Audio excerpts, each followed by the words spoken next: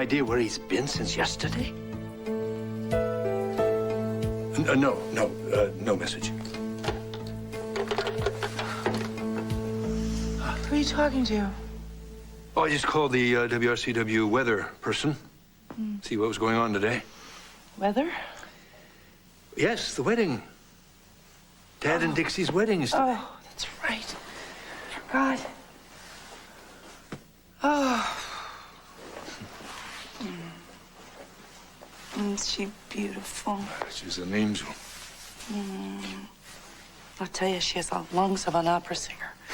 How can something so small make so much noise? She has to tell us if she's hungry or uncomfortable. We don't speak baby, you know. I'm beginning to. She can keep me up all of 1999 and she'll still be the world's most perfect child. You know, I will remember that when we are walking the floors tomorrow night. I love walking the floors.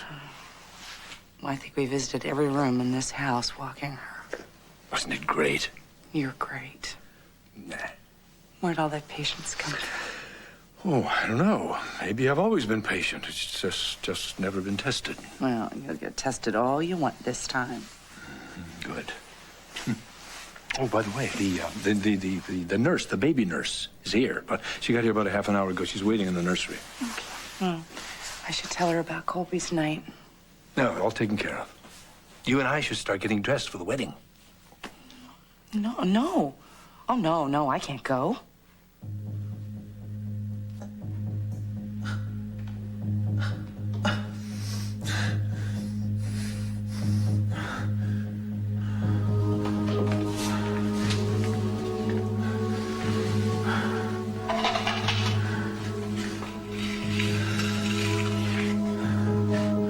Bread and water. You want me alive? Well, you're much more interesting alive. This floor is cold. Oh, you want me to fetch you a blanket so you can jump me and end this? Forget it. You're enjoying this little game, aren't you? This is not a game, David. Well, call it whatever you want. But you're about to do permanent damage to my fingers. And wouldn't that be a tragedy? Yes, it would. Just like my losing my face. Erica, I have told you that I'm sorry. Yeah, well, somehow you never sounded very convincing. Your words are cheap. Your words mean nothing. Oh, yeah? And what does this mean? A woman has heart surgery, has a psychotic breakdown, and decides to torture her doctor? It might make a few medical journals, but it hardly explains how the universe came to be. Oh, isn't that typical that you would compare yourself to the creation of the cosmos? Oh, come on, Erica. If they were casting the book of Genesis, you'd be playing God. I don't think I'll be cast as anything anytime soon, David. I'm not exactly camera ready. I know you feel damaged. You know how I feel? I don't think so. But you're going to know how I feel. You are going to know exactly how it feels to lose the part of you that makes you who you are. Okay, Erica, you've made your point. And frankly, as devastating as it might be, losing cosmetic perfection, it's not the same thing as losing the ability to save lives. Oh, I see. So your life is more important than mine. All right, look, try to understand this. If I am not in surgery this morning, a patient will die. Oh, a patient? What is that patient's name? Baxter. He's scheduled for a quadruple bypass. And you are, of course, the only cardiologist who can perform this? No, but by the time they find a replacement, Mr. Baxter might be dead. There's no contingency plan in a Joe Martin hospital? I don't think so. If I don't show up, the hospital will be on alert. The police will be notified. Eventually, they'll find me, and you will be arrested. I doubt it. Fine. If you don't care about breaking the law, think about what you're doing to an innocent patient. He might die, Erica. The man needs me. Please, let me go. And if I let you go, what will you do? Perform surgery, save a life. And right after you save a life, you go directly and destroy 3 lives. Adam, Liza, and Colby down the drain. I guess you'll just have to wait and see. Well, I have time. But Mr. Baxter doesn't. It's your choice, Erica. You release me, and you save a life. You keep me here, and you kill an innocent man.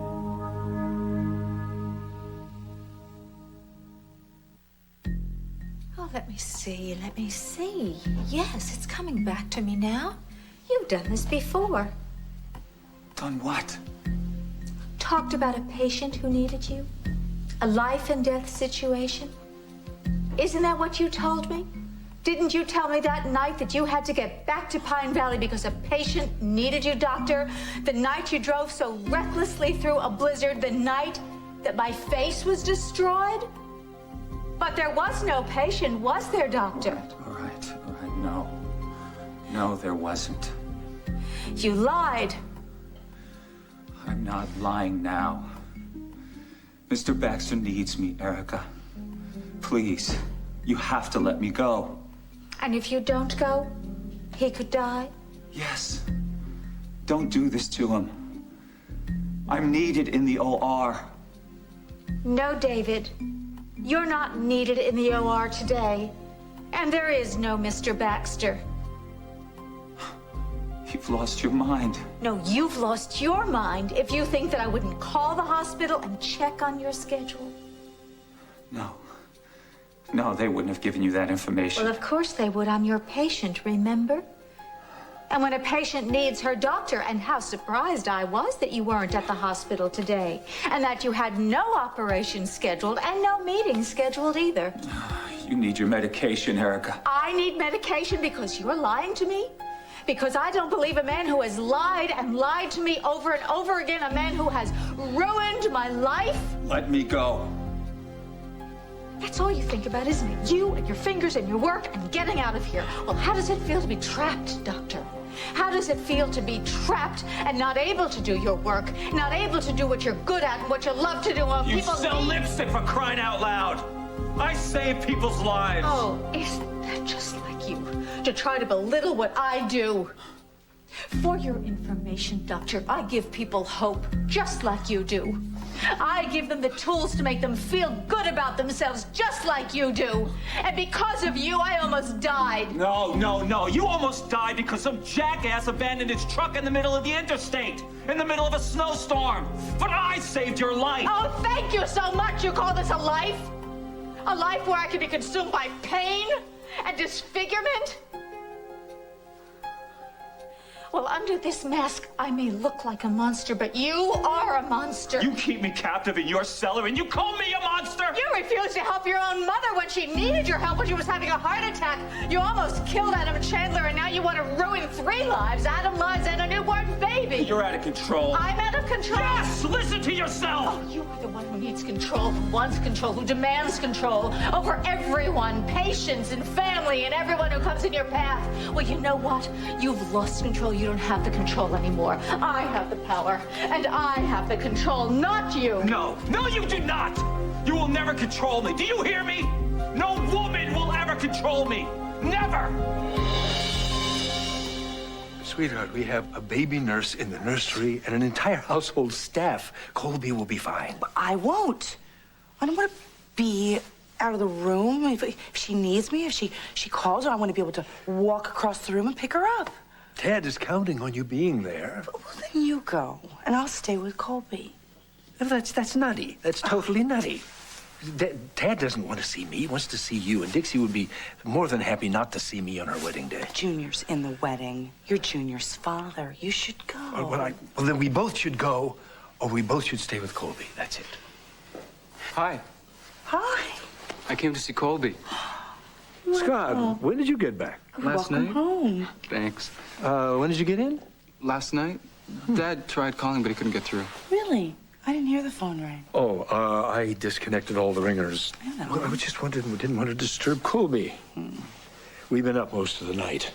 And there's the bundle of joy there, huh? Right there. Behold. Oh, wow. She's so beautiful. Yeah. So little. Yeah.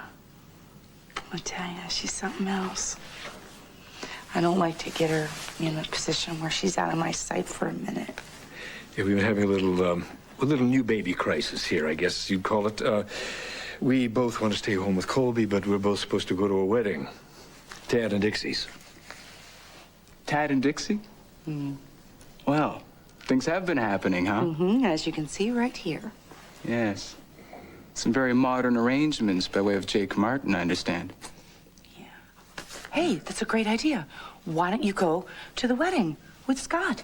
You could go to the wedding with Uncle Adam. Sweetheart, no. If you're not going to the wedding, I'm not going to the wedding. Oh, please, one of us has to go, and you could catch up with Scott. Well, no. I just don't want to leave Colby.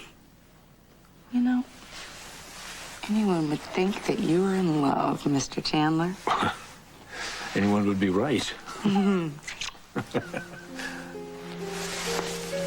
You and Scott and Stuart go to the wedding, and I'll stay at home with Colby. Liza, I am not going to leave you here alone. I'll call Mother. I'll have her keep me company. No.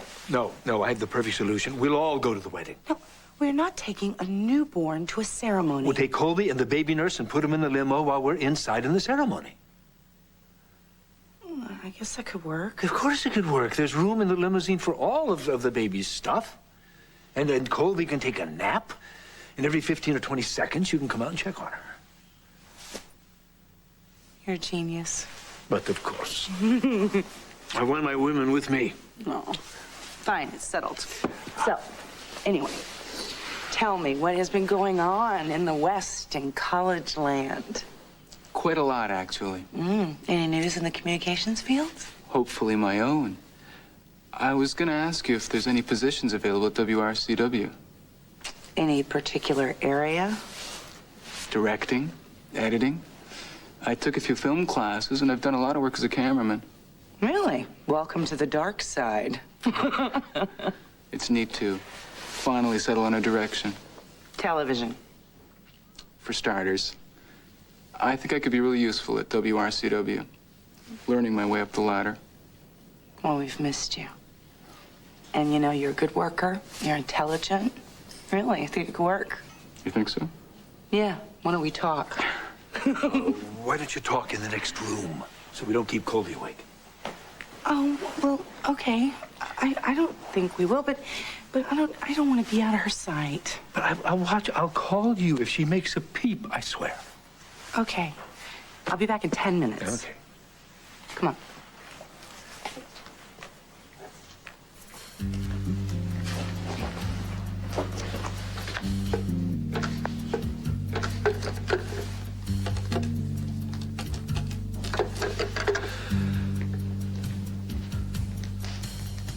Answer the phone, Erica. Answer it, damn it. I know you're up to something. You were gonna pay for this, Erica. Why are you so obsessed with a woman getting the best of you, as if there were some best of you to get? You do not control me. And get up and go. This gets to you, doesn't it? I mean, in the most profound way. You think you know me. You don't. But I know you. You think you're enlightened, thoughtful, sensitive. But you're none of those things, or else you couldn't be doing this to me. Oh, I don't think anyone would go along with that reasoning. You think that the world adores you? That you deserve all the fame, money, power, pleasure you can rake in. So you rake it in. You take and take and take until you destroyed every man who's ever loved you. You don't care who you trample on or even who you kill, as long as you get what you want. You're not talking about me. You're talking about somebody else. Somebody has done you a great deal of harm. A woman. Who is it, David? Who turned you into this woman-hating fiend?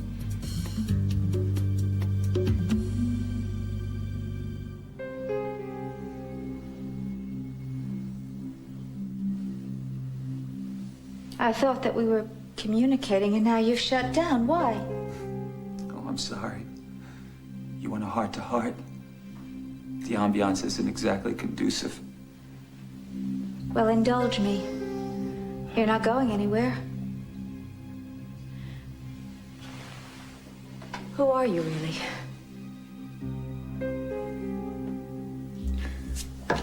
I'm a healer. I make very sick people well. I don't know how I got the gift or where it came from, and frankly, I don't care to know. But I have it. So no matter what else I might do, what else you or the world might think of me, I can save lives. And when I involve myself with a patient, I think only of that patient's welfare. Even if you created that patient's affliction? Erica, if you would just abandon this absurd conspiracy theory and follow Fascinella's orders, your face might be completely restored. Oh, yes, Vanessa filled me in on Dr. Fascinella. Oh, great. Good. My loving mother. What else did she tell you about Fascinella? She told me that the good doctor was a friend of yours from med school, and that he would do anything you tell him to do, including lie to me, to give me hope that I might recover. And the lie is really meant to keep me quiet. The lie is Vanessa's. Okay, yes, Eduardo and I are friends, and yes, we did meet in med school. But he's honestly a brilliant plastic surgeon. You can't believe my mother's lies. Why not? Why not, David? Is she evil? Yes, she would like to destroy you. Why would Vanessa want to destroy me? Because she hates you as much as she hates me. As a narcissist, she has us both beaten hands down, Erica. She is so consumed with not getting what she really wants that when she sees someone who has it, fame, fortune, talent, she annihilates them. Well, David, I know you don't love your mother, but annihilates? Yes, she's a killer, Erica. And the sooner you believe that, the better off you'll be. She'll kill you if she can.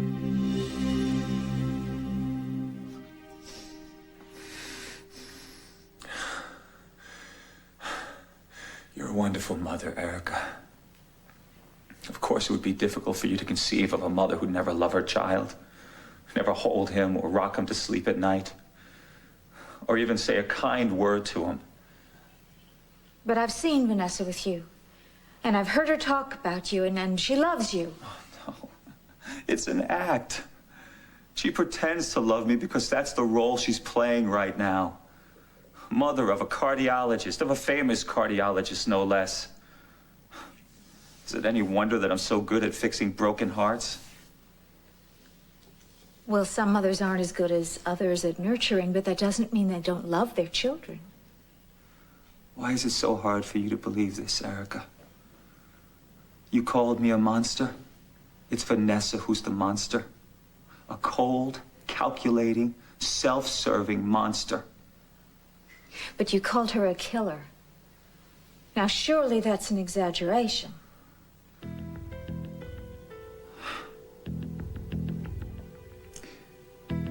Have I ever mentioned how my father died? Vanessa killed him.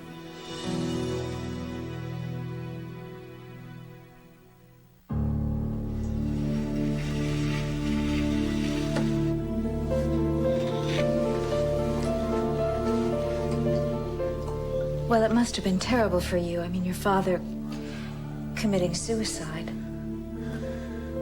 Yes. It was devastating. But your father took his own life. Surely you can't blame your mother for that. No. It was all her doing. I find that very difficult to believe. I can't. I've already said enough. If you stop now, I will never believe another word you say. Tell me, David, go on.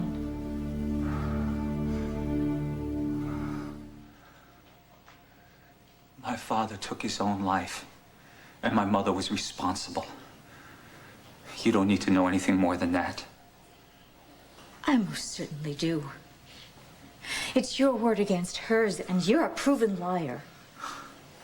I love my father very much.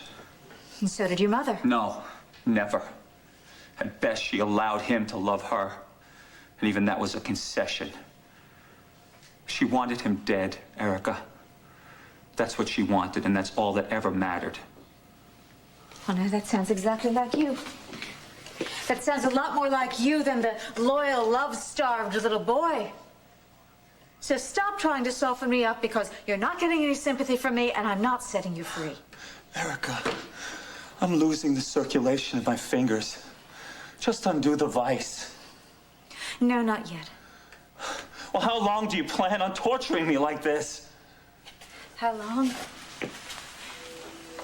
I want you to know what it's like to have your time and your talent wasted day to day.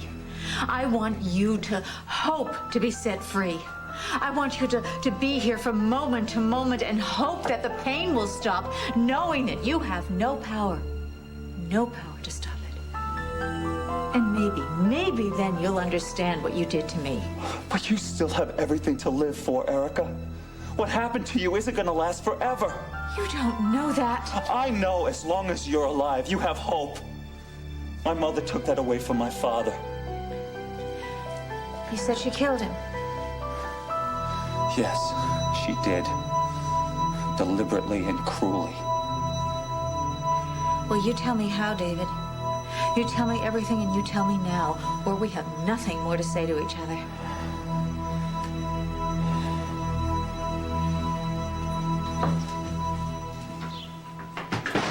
Erica? It's me, Vanessa. I'm back from enchantment. Where are you? Car's in the garage. Has to be here someplace. Erica?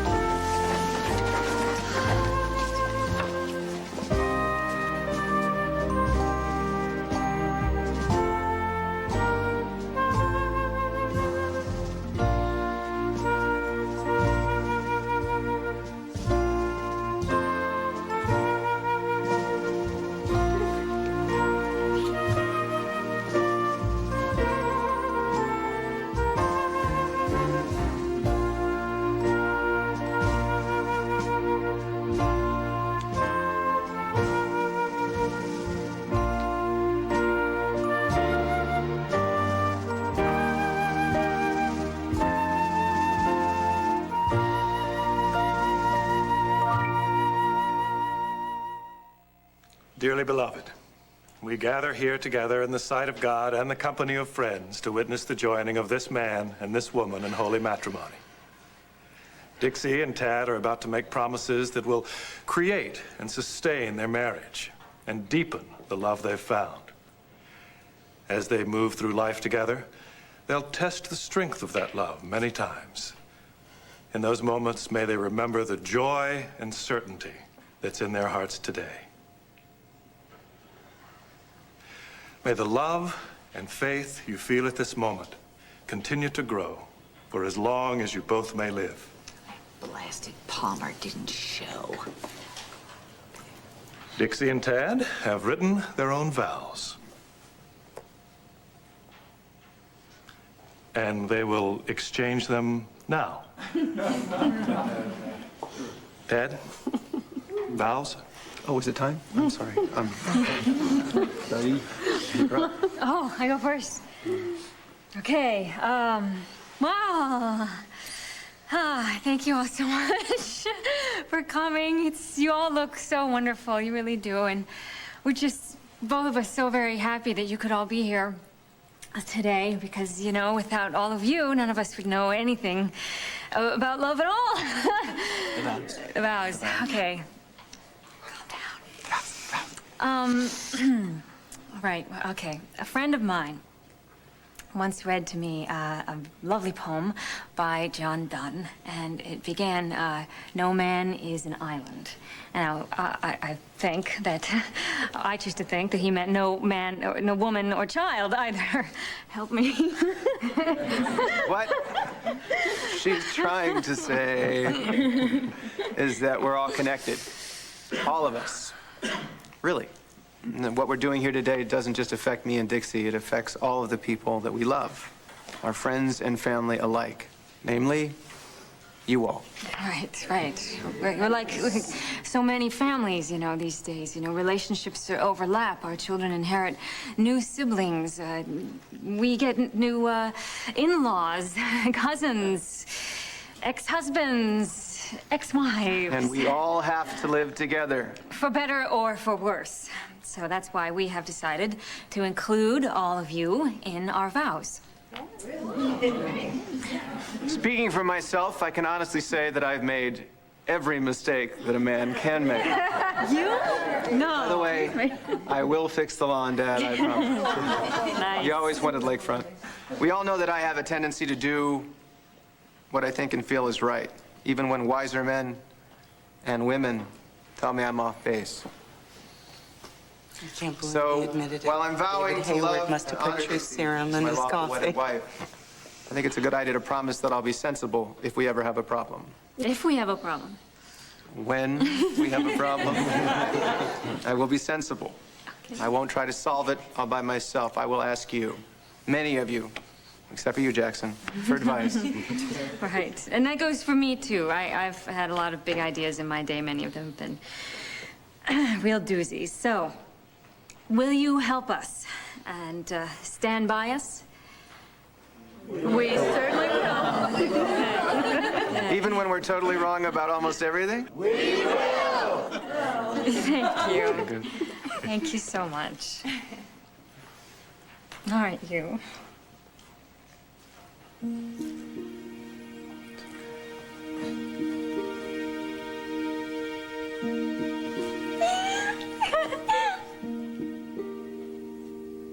Well, it's easy for me to promise to always love and cherish you. I have always loved you, and I always will. But we have to remember to agree that in good times and bad, for better, for worse, in sickness and in health, that we will always remember to make our decisions with the best interests of our kids in mind.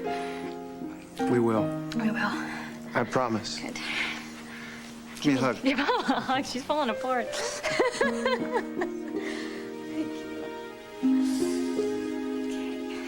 to meet you. Oh, too soon.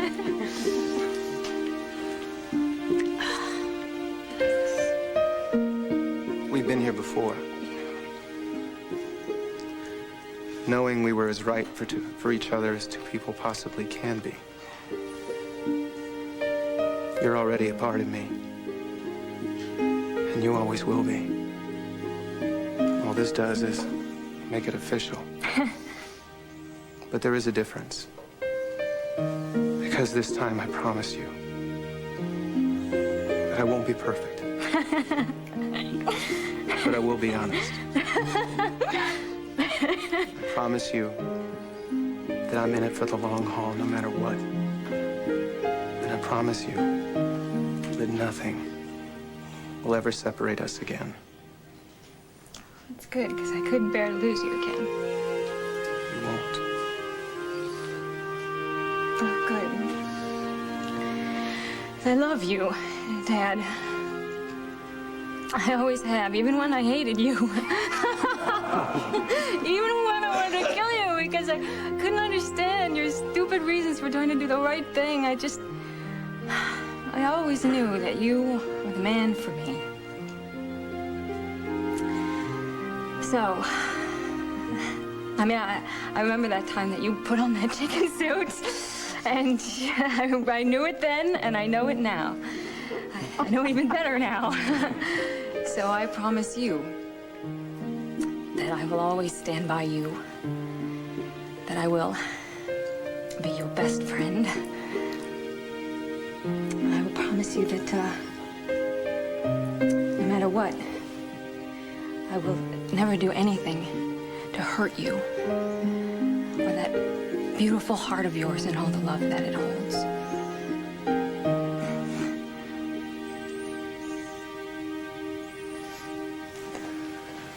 Well, who gives this couple in marriage?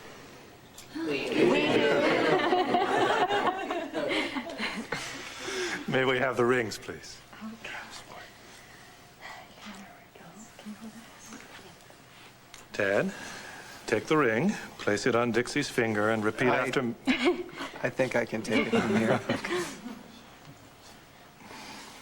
I, Thaddeus Martin, take you, Dixie Cooney, for better, for worse, for richer, for poorer, in sickness and in health, to be my lawful wedded wife until death do us part. Okay. Give me. What are you doing? Snap out of it. Okay. I, Dixie Cooney, take thee, Thaddeus Martin, to be for better or for worse. You should know this, for richer or for poorer, in sickness and in health, to be my lawful wedded husband, so long as we both shall live.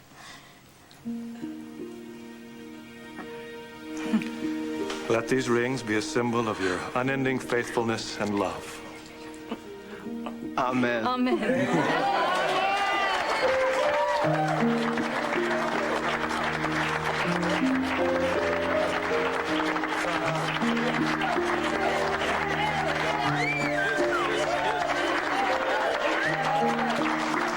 And now, by the authority vested in me by the Commonwealth of Pennsylvania, I pronounce you husband and wife. And you may seal it with a kiss.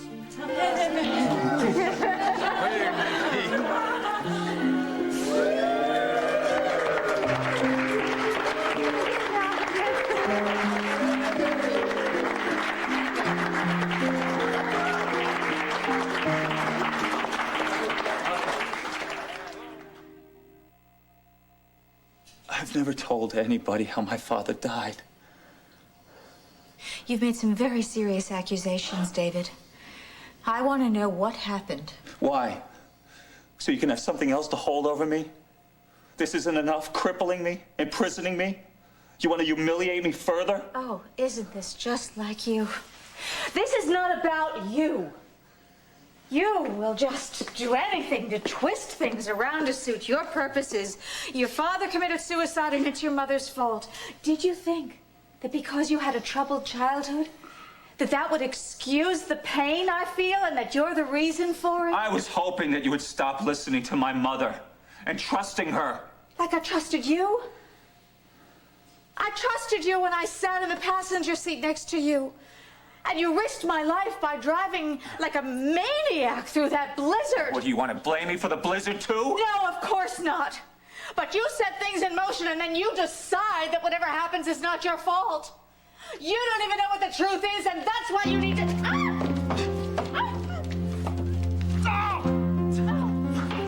You can't do this to me, Erica! What is it? You just wanted to get away. Well, you can forget about it because there is no escape. What happens when I get out of here? I could go to the police! Oh, you think I care about that? No, all I want is justice. So you take responsibility for what you've done, and then we'll talk.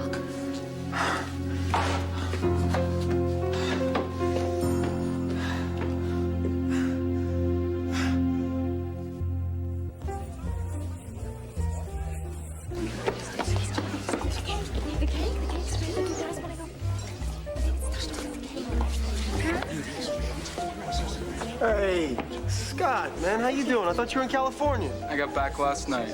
Good. Good, you gonna stick around? I can pull a project together. How you doing, man? My dad told me you've been having a tough couple of months. Yeah, but everything's good. Everything's really good now. I got a good gig with Haley and Mateo. Everything's cool. It's all working out. Yeah, you sell it. I talked to Jillian last night. Sorry. Excuse me. Congratulations. Oh, I'm so happy for you. So, you're happy. Yes. And I'm happy. What's Yes. wrong with this picture? Us. We're not used to happy endings. I keep waiting for the other shoe to drop. Well, it did. It's on your mother's front lawn. Well, I guess that your wedding will be coming up soon. Hope so. And I hope I can make Junior as proud of me as you did today. One thing I should say that, with possible exception of baby Colby and Liza, you are the most beautiful woman in the world. Oh, well, thank you, Adam. I'm most certainly the happiest. Well, I hope you stay that way. Thank you. And I hope we can leave all of the hurt and the anger in the past. I would like that very much. But if you ever do anything to hurt Liza or Colby, our deal is off, okay?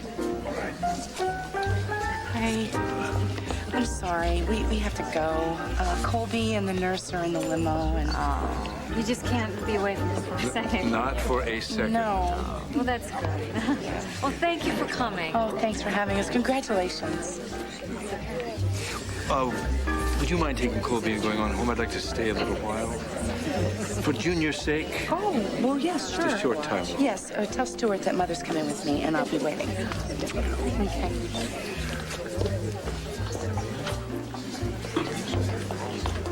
Joe, I see David Hayward didn't crash the party. Did you post guards or what? I believe he's away for a few days. The great healer took a vacation? Well, his surgery schedule is clear. Anyway, what do you care? You detest the fellow. Yes, I do. But Liza thinks we owe him a present for delivering Colby. But Lord knows I can wait. Thanks, Jim. All right.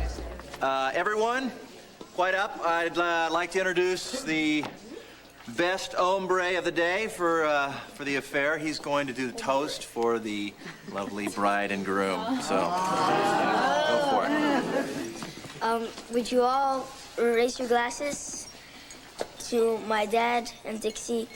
May their love grow. Like Grandpa Joe and Grandma Ruth. Like Grandpa Joe's and Grandma Ruth's.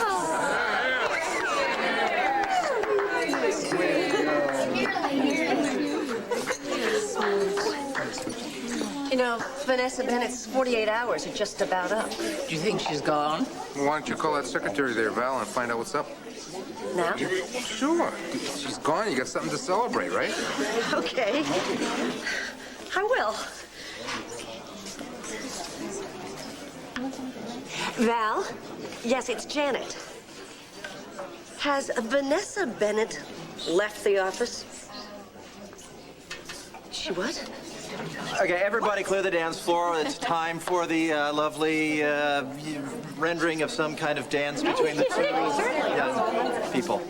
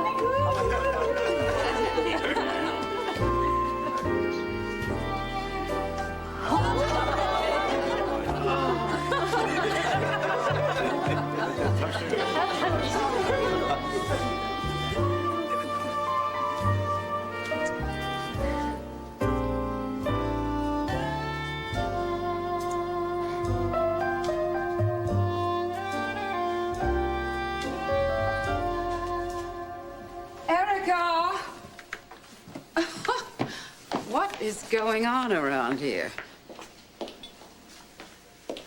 Well, oh, dear. Oh, you startled me. Why is that? Well, I've been calling for you. I've been through the entire house. Didn't you hear me? No, I didn't. Are you all right, Erica? I mean, are you in pain? Is your face... I'm fine. Why? Do you expect me to have a relapse? Oh, good heavens, no. It's just when you didn't answer, I was naturally concerned. Well, don't be. You don't have to be. I mean, you're my guest. You're not my personal nurse.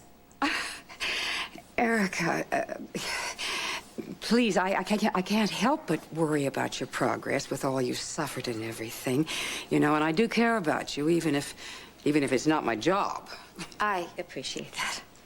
Honestly, I don't mean to be a pest. No, it's not that. It's just, Well, I live alone because I'm happiest that way, and I don't want to answer to anyone, you know, no matter how much they care. Yes, dear. Yes, dear. You make that very clear, and I will not bother you.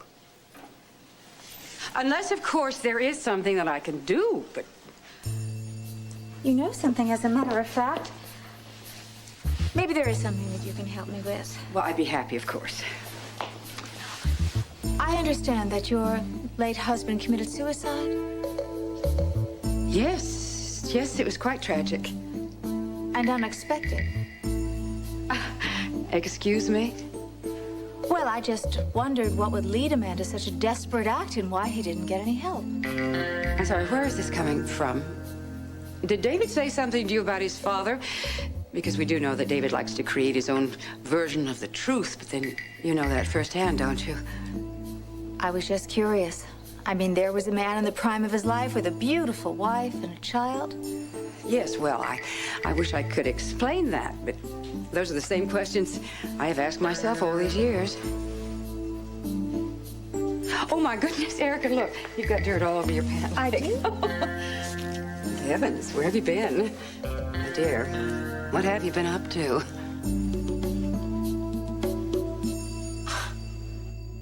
This is just a little smudge. This is nothing. I was out in the garage looking for a picnic basket. But you were going to tell me about your husband's death. Yes, well, of course there's not a day that doesn't go by that I don't wonder what I could have done to prevent it. I'm sorry. I certainly didn't mean to pressure you, Vanessa. No, it's that I've always thought I should have handled it better. You know, David's never been able to accept it, even after all these years, which does make it even more difficult to discuss. Well, all right, then let's not discuss that. Let's discuss enchantment.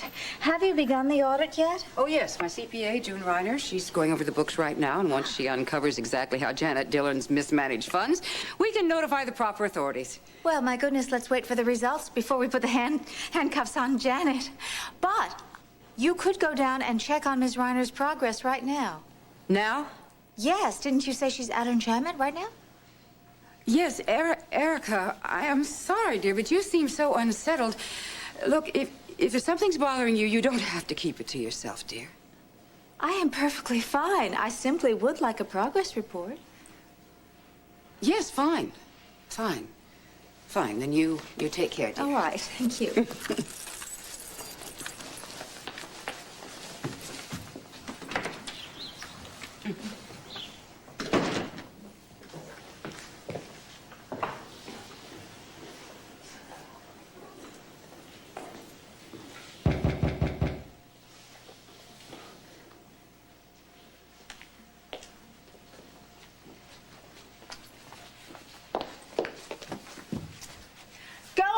Adam. I told you, I have said everything to you I have to say. Open the door. This is a matter of life and death. I'm not leaving. Good grief. I mean, I don't understand you. I have already told you, I don't know where David Hayward is. Well, that is precisely the problem. Nobody knows where David Hayward is. If he's had an accident, if he's disappeared, then those letters naming me as Colby's father will be in the mail by morning. There goes my future, Liza's happiness, all of it, gone. I have to find Hayward before those letters land in Liza's hands.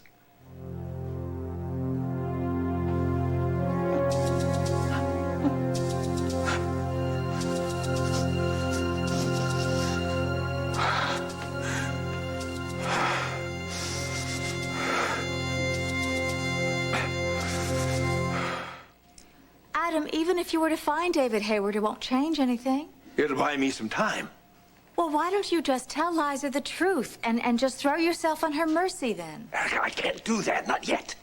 Adam, look, you took a chance, the odds looked like they were in your favor, and then you know what? You lost. So it's time to pay. But stop looking for somebody else to bail you out. Oh, come on. Is this Erica Kane I'm talking to here now? Who are you?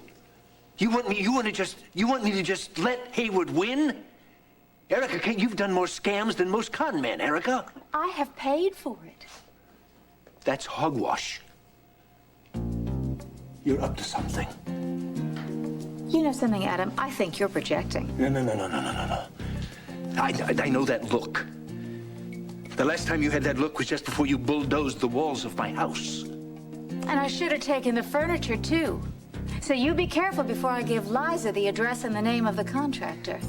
Now, please. Please, will you excuse me? It's time I have to go change this dressing on my face. No. What, you just gonna let Hayward win? Is that it? You know something, Adam? If you would tell Liza the truth that you are Colby's real father, then David Hayward would have no power over you whatsoever. I can't. The truth is not an option. Okay. Why am I even talking to you? You just let him win. Just let him walk all over you. That's not the Eric I know. Why? I'm crazy. That's why I'm... Anna!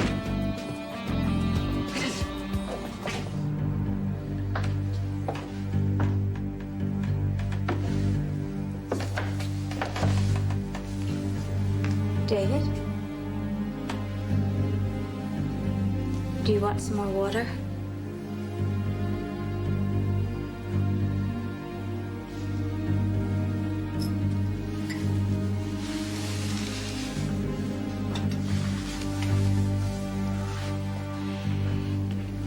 I just asked your mother to tell me the details about your father's suicide.